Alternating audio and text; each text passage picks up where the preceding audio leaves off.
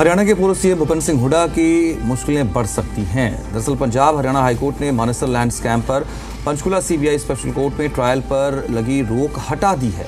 High court से करीब 4 साल से इस मामले में ट्रायल पर रोक लगी हुई थी। हाईकोर्ट के आदेश के बाद अब इस मामले में पंचकुला की सीबीआई कोर्ट में सुनवाई शुरू होगी। मामले में भूपेंद्र सिंह हुड्डा समेत 33 अन्य के खिलाफ पहले ही सीबीआई चार्जशीट पेश कर चुकी है और इसमें पूर्व सीएम भूपेंद्र सिंह हुड्डा के साथ कुछ ऑफिसर्स और बिल्डर पर भी सीबीआई ने आरोप लगाए हैं। 2019 में सीबीआई ने 80,000 पन्नों की चार्जशीट कोर्ट में पेश की थी। 27 अगस्त 2004 में इनेलो सरकार ने गुरुग्राम के मानेसर, लखनौला और नौरंगपुर की 912 एकड़ जमीन पर इंडस्ट्रियल मॉडल टाउनशिप बनाने के लिए सेक्शन 4 का नोटिस जारी किया था। इसके बाद कांग्रेस के सत्ता में आने पर और तत्कालीन सीएम भूपेंद्र सिंह हुड्डा ने आईएमटी रद्द कर 25 अगस्त 2005 में सार्वजनिक कामों के लिए जमीन अधिग्रहण के लिए सेक्शन 6 का नोटिस जारी किया। किसानों को जमीन का मुआवजा 25 लाख रुपए एकड़ तय हुआ।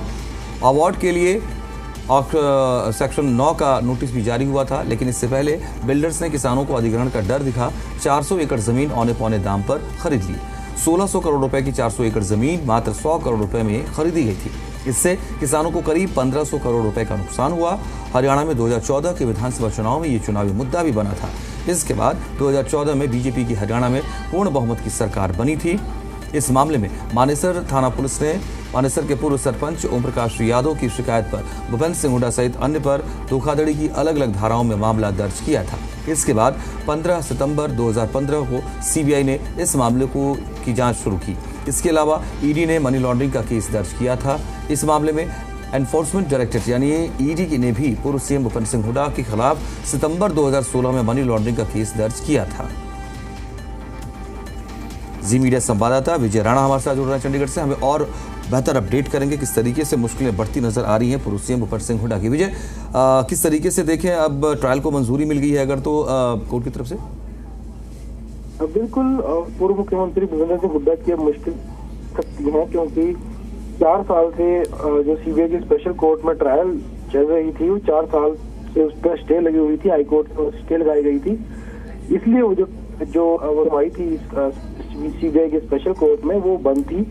लेकिन अब हाईकोर्ट ने उस पर से स्टे हटा लिया है, यानी अब सीबीआई की स्पेशल कोर्ट में जो पंचकुला में है वहां पर इसका ट्रायल अब शुरू हो गया। यानी सीबीआई अब कोर्ट में इस मामले की सुनवाई करेगी, वहां पर सारी सुनवाई होगी और जो भी इस मामले में आरोपी हैं, क्योंकि हुड्डा समेत 33 और अन्य लोग हैं जिनके खिलाफ सीबीआई चार्जशीट पेश कर चुकी है।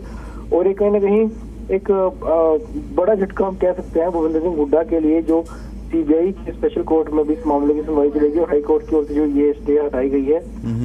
इसमें सीबीआई ने जब चार्जशीट पेश की 2019 में, तब 80,000 पेज की एक बड़ी चार्जशीट जो पेश की थी और उन पर आरोप है कि मानेसर में जो अधिग्रहण भूमि का किया गया था और भूमि से जुड़े जो भी लेन देन उस समय किए गए थे उसमें कई तरह की खामियां पाई गई थी। उसको लेकर सीबीआई की जांच जो है इस मामले पे जारी है। बाद में मामला हाईकोर्ट ही पहुंचा और जहां पर सीबीआई की जो कोर्ट में सुनवाई चल रही थी, जो ट्रायल चल रहा था, उस पर स्टे हाईकोर्ट की ओर से लगा दिया गया था, लेकिन अब उसको हटा लिया गया है। अब फिर से जो ये ट्रायल है सीबीआई कोर्ट में ये शुरू होगा और मामले में अलग अलग जो दलीलें हैं वो दी जाएंगी, अलग अलग सबूत पेश किए जाएंगे सीबीआई की ओर से।